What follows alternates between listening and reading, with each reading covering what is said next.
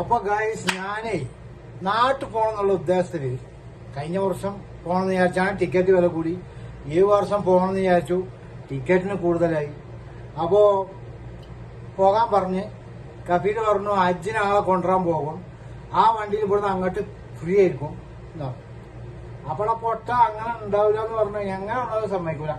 ഏതായാലും ഞാൻ എന്ത് ചെയ്തു, ഒരുപാട് സാധനങ്ങൾ വാങ്ങിക്കും. അതിലിപ്പോ ഈ സാധനങ്ങളാണ് ലൈറ്റ് പോവുക, ടാങ്കൊക്കെ അത് 2 ഉണ്ട്. അവിടെ ഈ സാധനങ്ങളുണ്ട്, എത്രയോ സാധനങ്ങൾ ഞാൻ വാങ്ങിക്കും. ഇപ്പൊ നാട്ടിക്ക് പോകുമല്ലെന്ന് പറയാൻ പറ്റില്ല. ടിക്കറ്റിന് ഭയങ്കര റേറ്റ് ആണ്. അപ്പോ റേറ്റ് പറഞ്ഞാല് 3000 4000 ഒക്കെയാണ്. എന്ത് ചെയ്യും? ഇത്രയും സാധനങ്ങൾ വാങ്ങിയത് ഒരുപാട് ഐറ്റങ്ങളുണ്ട്. എത്ര വില പിടിച്ച സാധനങ്ങളൊക്കെ വാങ്ങി, എല്ലാം വാങ്ങി. ഇപ്പൊ ഇവിടെ നോക്കുമ്പോ 10-12 കീസ് സാധനങ്ങളുണ്ട്. ഈ സാധനങ്ങൾ നമ്മൾ ഇത്രയും കഷ്ടപ്പെട്ട് ചെറിയ റൂമിന്റെ ഉള്ളിൽ ഇരുന്ന് ഇങ്ങനെ ഉണ്ടാക്കി ചുരുടിച്ച പൈസയിട്ട് വാങ്ങിയതാണ്. ഇത് നാട്ടിലെത്തി കഴിഞ്ഞപ്പോ 2 ദിവസം കൊണ്ട് ശരിയാവും. എന്നാലോ ഇത് കൊടുത്തവര് പറയും ഞങ്ങൾക്കൊന്നും കിട്ടിയില്ല, അതേ തന്നുള്ളൂ, ഒരു മുട്ടായിന്റെ പേപ്പറേ തന്നുള്ളൂ എന്നുള്ള കംപ്ലൈന്റുകൾ പലതുണ്ടാവും. അപ്പോ ഇത്രയും സാധനങ്ങൾ ഞാൻ വാങ്ങിയിട്ടുണ്ട്. ഇവിടെ വാങ്ങിയിട്ടില്ലേ? പർദ്ദ. ഇതിപ്പോ പർദ്ദ പെണ്ണുങ്ങൾക്ക് വാങ്ങിയ മറ്റൊക്കെ ഉണ്ടാവില്ല, കുട്ടികൾക്ക് ഉണ്ടാവില്ല. പല പ്രശ്നങ്ങളുണ്ട്. സാരി ഉണ്ടല്ലോ അല്ലേ?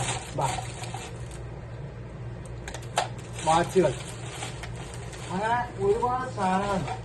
ഇവിടെ വേറുണ്ട്. ഇത്രയും സാധനങ്ങളൊക്കെ വാങ്ങിക്കൂട്ടിയിട്ട് നാട്ടിലേക്ക് എത്തിയാലുള്ള പ്രശ്നം എന്താ? അനക്ക് കിട്ടിയില്ല, എനിക്ക് കിട്ടിയില്ല, അങ്ങനെയുള്ള പ്രശ്നങ്ങളുണ്ടോ? കണ്ടോ, ഒരുപാട് ഐറ്റങ്ങളുണ്ട്.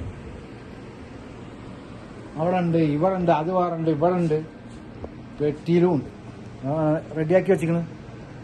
അപ്പൊ അത്യാവശ്യം സാധനങ്ങളൊക്കെ നമ്മുടെ അടുത്തുണ്ട്. അപ്പൊ പറഞ്ഞു വരുന്നറിയോ, ഇത് കൊണ്ടുപോയി കൊടുത്താൽ ഇത്രയും കഷ്ടപ്പെട്ട് വാങ്ങിയതാണ്. പൊട്ടാറ് വെയിലുണ്ടോ, വെയിലിന്റെ ചൂട് പറയാൻ വയ്യ. അപ്പൊ അങ്ങനെയൊക്കെ ഉണ്ടാക്കി കൊണ്ടുപോയാലും അവിടെ എന്താ പറയുന്നത് എന്താ അറിയോ, ഹോ അതേ കിട്ടിയുള്ളൂ, അതേ തന്നുള്ളൂ എന്നുള്ള കംപ്ലൈന്റുകളൊക്കെ ഉണ്ടാവും. എന്തായാലും ആട്ടെ, ഇതൊക്കെ കൊണ്ടുപോണ്ട് ആ ചങ്ങായി ടിക്കറ്റ് തന്നാലേ പോകുള്ളൂ, അതും പറഞ്ഞുതരാം. അപ്പോ എന്താ വെച്ചാല് അതാണ് കഥ.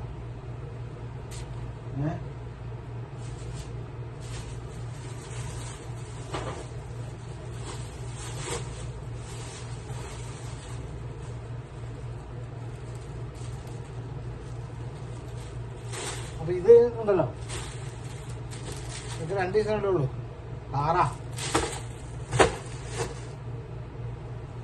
അപ്പോ സംഭവം എന്താ വെച്ചാല്,